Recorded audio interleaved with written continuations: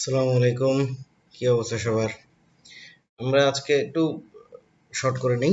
Excel সম্বন্ধে একটা basic একটা ক্লাস নিব।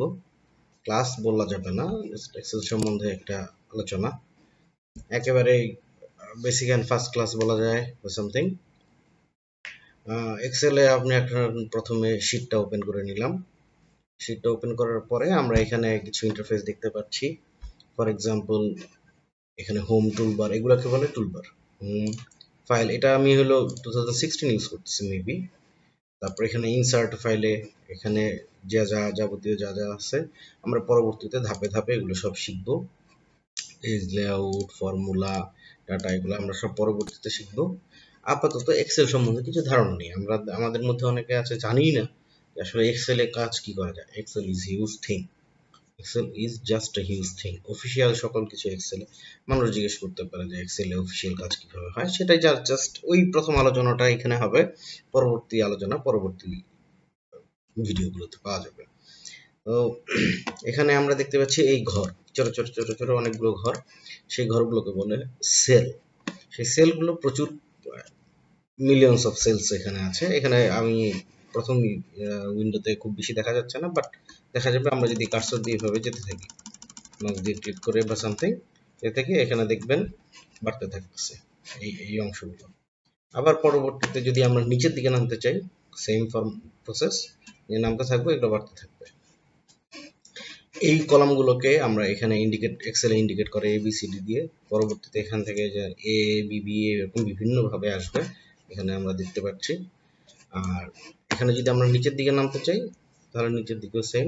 নিচের দিকে এগুলোকে বলে এই লাইন বা হরাইজন্টাল লাইনগুলোকে বলে রো। এগুলো সংখ্যা বাড়তে থাকবে, মিলিয়নস অফ সেলস এখানে উপস্থিত আছে। এখন এই সেলগুলোকে আমরা সেলের মধ্যে আমরা লেখালেখি করতে পারি। ফর এক্সাম্পল, আমরা এখানে ইংলিশ লেখা লিখতে পারি, নাম্বার দিতে পারি, এরকম বিভিন্ন কিছু দিতে পারি।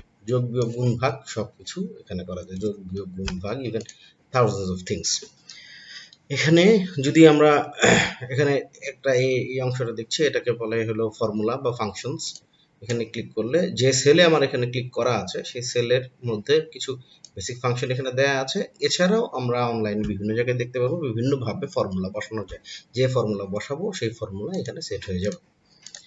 আর এখানে আমরা যেটাই লিখি না কেন, এটা এইখানে উঠে যাবে।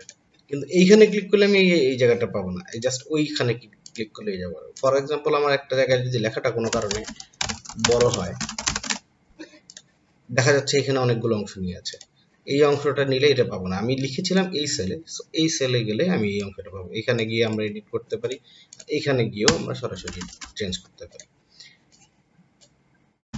ডিলিট ক্লিক করলাম, চলে গেল। এখান থেকে আমরা কোনো একটা টেবিল যদি বানাতে চাই, ফর এক্সাম্পল যে অংশটুকু আমরা টেবিল বানাবো সিলেক্ট করলাম, এই যে টেবিলের অংশ হয়ে গেল।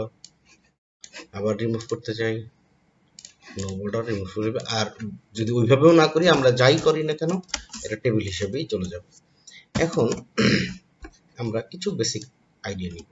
আমরা ধরে নিচ্ছি আপনারা যারা এই ভিডিওটি দেখছেন এরা অলরেডি মাইক্রোসফট ওয়ার্ড এর বেসিক কিছু জানেন। ওই বেসিকটা জানলে এখানে হয়ে যাবে। এখন এখানে আমরা একটা ডাটা শিট তৈরি করতে পারি। ডাটা শিট, ফর এক্সাম্পল, আমরা যদি ধরি নেম, ধরেন এই কলামে আমি নেম দিব, এই কলামে আমি মান্থ দিব,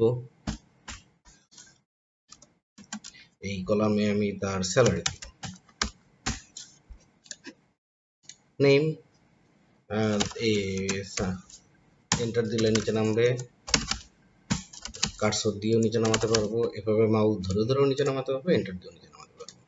এখানে মান্থ, ফর এক্সাম্পল জানুয়ারি,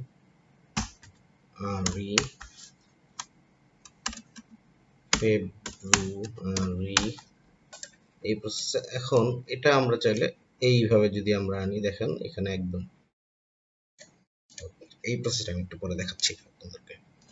এখানে ধরেন স্যালারি,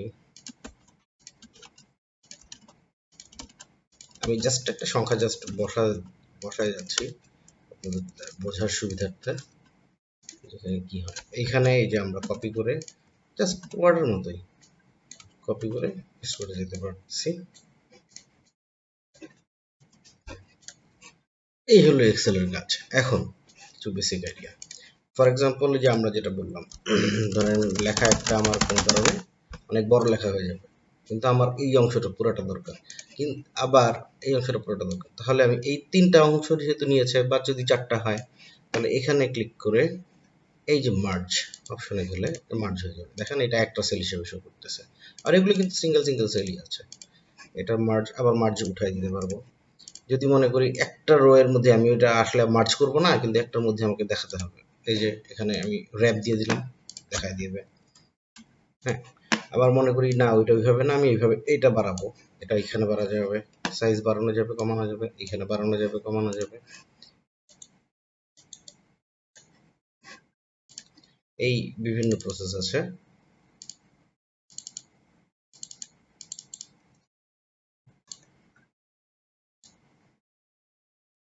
সেল সাইজ, ওয়াইড, এগুলো আমরা অন্যগুলোর সাথে চেক দিয়ে মিলে মিলে ধরো ফর এক্সাম্পল এখানে 8.1 আছে, এখানে আমি যদি 8.1 বানাই, Q11 ব্যাস দেখেন সেম হয়ে গেল।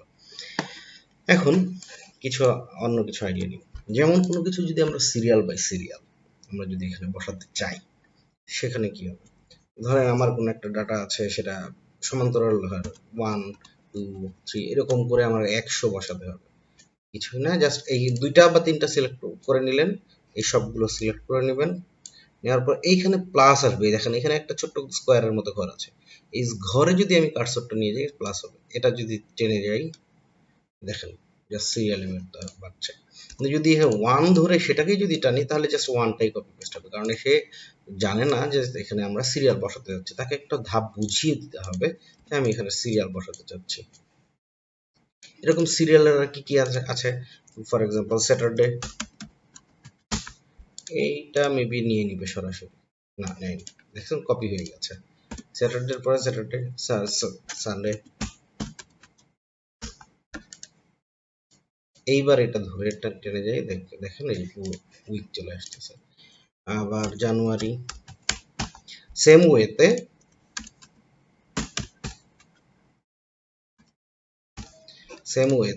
আমরা যদি রো বরাবর করতে চাই, সেম চলে যাবে, ওয়ান, টু দিলাম, তাকে এই যে এখানে প্লাস চলে যাবে, জায়গা মতো চলে যাবে। এই প্রসেসে আমরা বসাতে পারি। আচ্ছা, এখানে হচ্ছে হলো আমরা দেখে নিব, আমরা একটা জায়গায় লিখলাম, উপস সরি, লেআউট আলাদা করে ফেলেছি, হেডার ফুটার হয়ে যাচ্ছে না, ভিউতে পেজ লেআউট হেডার ফুটার, আচ্ছা অন্য একটা সেটা। এখন এখান থেকে আমরা যদি দেখি, আমরা ধরেন এখানে একটা বসালাম, এখানে একটা বসালাম, এখানে একটা বসালাম, এখন এটা এক সাইডে চলে গেছে, এগুলোকে আমরা মিডল অ্যালাইনমেন্টে বসাবো। এই হোমেই এই যে এখানে দিলে মিডলে চলে আসবে, একদম এটা মিডলে, এবং এটা হচ্ছে উপর নিচে মিডল কিনা, এটা দিলে উপর নিচের মিডল হয়ে যাবে। যেমন এটা যদি আমি না দিতাম, এটা যদি আমার এখানে থাকতো তাহলে এটা এখানে যাবে, এটা উপরে থাকলে এটা উপরে যাবে, কিন্তু সে এই লাইনটা ইউজ করবে, কারণ যেহেতু আমি এটাই এটা যদি আমি লেফটে দিই লেফটে যাবে, রাইটে দিলে রাইটে যাবে, দুটো যদি দিই তাহলে এই সেলের মাঝামাঝি সে চলে আসবে। এটা হলো এইখান থেকে কথা। এখন আমি মার্জ দেখালাম কিভাবে। আমি যদি র্যাপ করতে চাই, র্যাপ মিনস হচ্ছে একটা সেলের ভিতরে সবগুলো অংশ কিন্তু আবার ভিজিবল হতে হবে, নাহলে এটা আবার দেখেন অনেক সময় ভিজিবল না হতে পারে, দেখতে কেমন দেখা যাচ্ছে, কিন্তু র্যাপ করে দিলাম এই একটা সেলের মধ্যে সে ভিজিবল করে দিবে, সে প্রয়োজন মতো সেল সাইজ আপ ডাউন করে নেবে, না হলে আপনি আপনার নিজের মতো করে ম্যানুয়ালি করে নেবেন। এই তারপরে এখান থেকে হচ্ছে আমি আগেই দেখিয়েছি আপনাকে যেভাবে বর্ডার দেওয়া যাবে। বোল্ড করতে চাইলে বোল্ড করতে হবে, যা যা অংশ আমি এই অংশটা বোল্ড করতে যাচ্ছি না, এই অংশ ইটালিক করতে যাচ্ছি, আন্ডারলাইন করতে যাচ্ছি, এগুলো জাস্ট ওয়ার্ডে যেভাবে আমরা জেনেছি, যেভাবে আমরা জানি, এই সাইজ কম বেশ, ফন্ট কম বেশ, হোয়াটএভার এভরিথিং আমরা এখান থেকে করতে পারবো। এখানে আমি সবকিছু দেখাচ্ছি না, জাস্ট একেবারেই বেসিক একটা আইডিয়া দিচ্ছি। ইভেন আমি জানিও না আমার রেকর্ডিং হচ্ছে কিনা বা আমার সাউন্ড আসছে কিনা। সো আপাতত আজকের ক্লাস এখানে, সেকেন্ড ক্লাস হবে ইনশাল্লাহ। আমরা পরবর্তীতে এই হোমের যে অংশগুলো আছে বেসিক কিছু কিছু